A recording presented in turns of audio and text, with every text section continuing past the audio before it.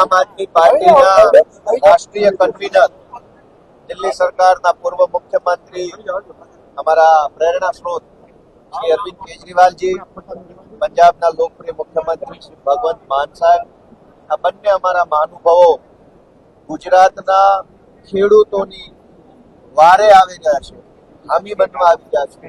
ખેડૂતોને અત્યારે ટેકાની જરૂર છે, સંવેદનાની, સાથ સહકારની જરૂર છે. ત્યારે અમારા બંને નેતાઓ આજે ગુજરાત આવી રહ્યા છે. હું એ બંને નેતાઓનું સ્વાગત કરું છું. છેલ્લે આપણે જોયું કે ગુજરાતમાં તમામ એપીએમસી માર્કેટિંગ યાર્ડની અંદર ભાજપ સમર્થિત માણસો ખુલ્લેઆમ ખેડૂતોનું શોષણ કરી રહ્યા છે. ક્યાંક કડદો બોલાય છે, ક્યાંક કટ બોલાય છે, ક્યાંક કડ બોલાય છે, ક્યાંક કમિશન બોલાય છે. શબ્દ અલગ છે પણ ચાલાકી એક સરખી છે, શોષણ એક સરખું, ભ્રષ્ટાચાર એક સરખો છે. ઉત્તર ગુજરાતના યાર્ડ હોય કે સૌરાષ્ટ્રના યાર્ડ હોય કે સુરતનું હોય કે નોર્થ ગુજરાતનું હોય, તમામ માર્કેટિંગ યાર્ડની અંદર ખુલ્લેઆમ ખેડૂતોનું શોષણ અને લૂંટફાટ ચાલી રહી છે. ત્યારે આમ આદમી પાર્ટીએ ખેડૂતો માટે અવાજ ઉઠાવ્યો અને એની શરૂઆત બોટાદથી કરી. અને એમાં પણ અમારા ખેડૂતોના હામી એવા આગેવાન ભાઈ શ્રી રાજુભાઈ ગરબડા, પ્રવીણભાઈ રામ, રમેશભાઈ મેર અને અમારા અનેક એવા આગેવાનોના નેતૃત્વમાં કડદા પ્રથા નાબૂદ કરવાનું એક અમે અભિયાન હાથ ધર્યું. કડદો નાબૂદ ન કર્યો, કડદા બાજોને જેલમાં ન પૂર્યા, પણ કડદો કરનારાને બચાવવા માટે થઈ કડદાનો વિરોધ કરનારા આમ આદમી પાર્ટીના આગેવાનોને ભાજપે ખોટી એફઆઈઆર કરી જેલમાં પૂર્યા, નિર્દોષ ખેડૂતો ઉપર દંડો ચલાવ્યો.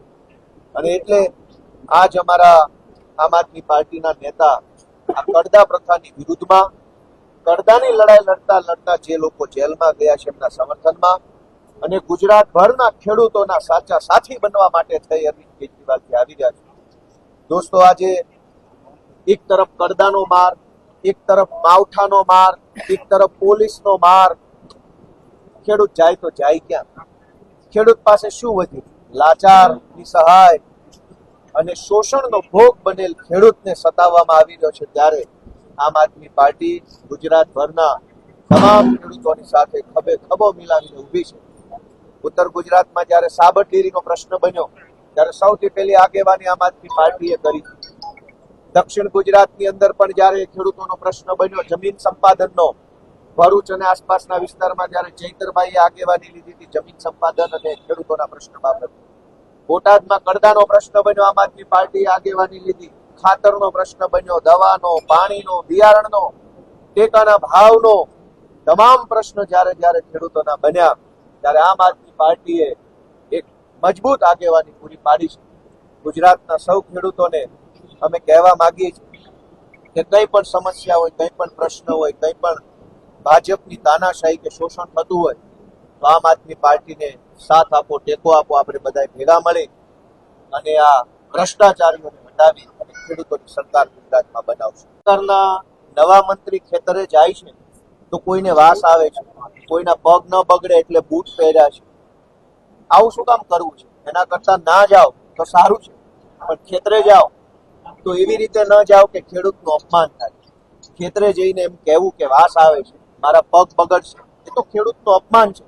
ખેડૂતની તો જિંદગી બગડી ગઈ છે અને તમને તમારા પગ બગડેની ચિંતા થાય છે, તમને તમારે વાસ આવે એની ચિંતા નથી. એટલે આ નવા નવા જે કાંઈ મંત્રીઓ બન્યા છે, નવા 9 દિવસ, આપણે ત્યાં કહેવત છે પારેવાના પગ 5 દી રાતા, આ નવા નવા બન્યા છે એટલે હમણાં ફરશે. પણ ખેડૂતોના ખેતરે ન જાઓ અને જાઓ તો ખેડૂતનું અપમાન થાય એ રીતે ન જાવ એ વાત. કડદો કરી કરીને, પૈસા ખાઈ ખાઈને કડદા બાજુ એવડા મોટા કડદા થઈ ગયા છે કે સરકારના પરિપત્રોની ચટણી બનાવી ખાય છે. સરકારનો ડર જો કડદા બાજુમાં હોત તો પરિપત્ર કરવાની જરૂર જ ક્યાં છે? મારા છોકરાને મારે પત્ર લખીને કહેવું પડે કે બેટા તોફાન ના કરતો, મને ગાળો ના દેતો. છોકરો બાપથી બીવે નહીં તો એને પરિપત્રો લખાતા નથી, એને રિપેર કરવો પડે. એમ સરકાર છે એ શક્તિશાળી, કડદા બાજો છે એ નાના છે. સરકારે લખીને કહેવું પડે છતાંય કડદા બાજો માને નહીં. તમામ એપીએમસીની અંદર ખેડૂતો સાથે શોષણ, અન્યાય, અત્યાચાર ને લૂંટ થાય અને સરકારના પરિપત્રોની ચટણી બનાવીને કડદા બાજો પી જાય તો એવા પરિપત્રો શું કરવાનો? છતાંય સરકારને મોડે મોડે સમજાયું, ધ્યાનમાં આવ્યું કે વાત આમ આદમી પાર્ટી વાળાની સાચી છે, ખેડૂતોની વાત સાચી છે, અને એટલે જો પરિપત્ર કર્યો હોય તો હવે જેલમાં જે ખોટા રીતે ખેડૂતોની ઉપર ખોટી કલમ લગાડીને જેલમાં ભર્યા છે એમને બહાર કાઢો અને કરદાવાળાને એમની જગ્યાએ પૂરી દો, એવી અમારી માંગ છે. એટલે નારાજ તો કોઈ છે નહીં. આજે રાજકોટમાંથી જે રીતે નવા લોકો આમ આદમી પાર્ટીમાં જોડાઈ રહ્યા છે, ચાલુ કોર્પોરેટર હોય, આખા ગુજરાતમાંથી એક સ્પષ્ટ સંકેત છે કે બધે જ વિસાવદર વાળી થવાની છે. દરેક લોકો વર્ષોથી જે ભાજપના ડરથી દબાઈ ગયા હતા, ડરી ગયા હતા, હિંમત હારી ચૂક્યા હતા, આત્મવિશ્વાસ ગુમાવી ચૂક્યા હતા, એ બધી જ જનતાને, બધા જ લોકોને હિંમત, બળ, આશ્વાસન અને આત્મવિશ્વાસ આપવાનું કામ વિસાવદરના અમારા ખેડૂતોએ કર્યું છે.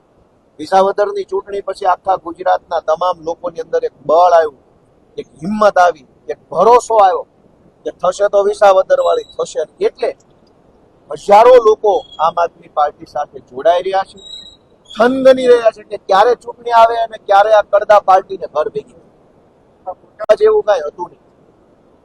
એમણે ખેડૂતો માટે સંમેલન કર્યું હતું કે મને ગાળો દેવા કર્યું હતું એમની ખબર. બધાએ ઉભા થઈને ગોપાલ ઇટાલિયાને ગાળો દીધી. ભાઈ, મને ગાળો દેવાથી ખેડૂતનું ભલું થતું હોય તો મારી ડોકી મળી નાખો, ગાળે શું થશે?